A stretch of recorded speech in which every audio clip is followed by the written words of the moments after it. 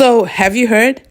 South Africa is planning to open the door for China and India.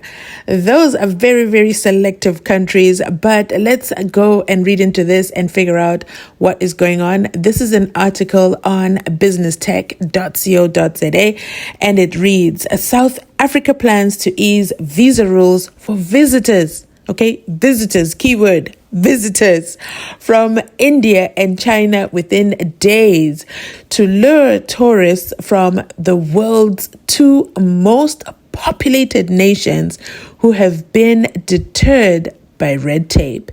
Travelers from many Western nations, including the US and UK, don't need visas for short visits to South Africa. Tourists from India and China, who are part of the BRICS group, require authorization before they travel, which is a deterrent. Leon Schreiber, South Africa's Home Affairs Minister, said his department will implement a so-called trusted tour operator system starting in January. The tour operators, which will be vetted by the African nations' authorities, will be responsible for the tour groups from the two countries. Easier visa rules have helped countries such as Thailand attract Indian tourists. Nations such as Peru and Morocco are opening or expanding travel offices in Indian cities. Saudi Arabia, which says it wants 7.5 million Indian tourists annually by 2030, which is up from 1.5 million last year, has opened visa offices and introduced a 4-day stopover visa for Indians on long-haul flights with transfers in the kingdom.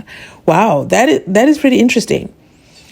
Tourism is one of South Africa's natural advantages. It's one of the things we should be excelling at, Schreiber said in an interview with Bloomberg TV.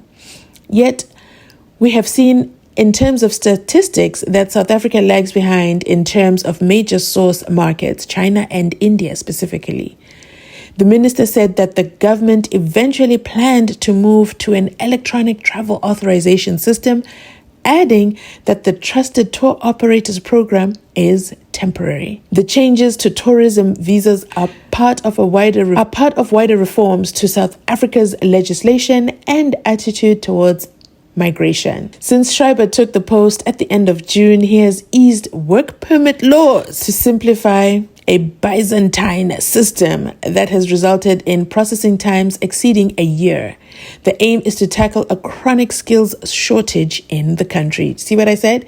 When I said India, I was like, they're targeting a very, very specific market, India and China, and their skill sets, specifically in tech, are second to none. But let's continue on. The difficulty in obtaining tourism visas is reflected in the country's visitor statistics. Last year, about 350 tourists each arrived from the US and the UK, as well as 250,000 tourists each arrived from the US and the UK, as well as 245,000 from Germany, according to Statistics South Africa. Arrivals from India totaled about 80,000, while 37,000 came from China. Okay, so China is, for a highly populated country like China, that's a very, very, very small number of people that are coming to South Africa. Does that mean the Chinese population, especially those who are more affluent, are not seeing South Africa as a tourist destination, or indeed the visa requirements were a deterrent? Stay tuned as we figure that out. As well, I want to also highlight, we believe that that's low-hanging fruit that can really boost the South African economy. So Indian and Chinese tourism is low-hanging fruit. It's the easy boost that can easily boost tourism really quick, really fast. Also, what is the...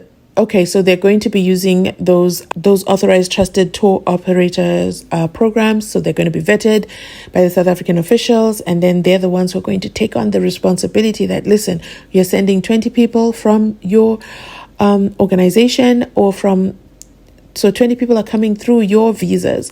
So 20 people are being vetted by you, and these guys are coming through your tour operation, and they're coming on some tour, coming for a safari, coming to see this and that in South Africa. And those tour operators are guaranteeing, or allegedly supposed to guarantee, that those visitors will actually leave South Africa, which is a stark contrast, because this is not being done for any other African country. Only India and China. Why is that? Let me know in the comment section down below. Meanwhile, the other African countries, they're facing massive deportations right now. This is a developing story. So we'll keep our ears on the ground on this one to see how it develops.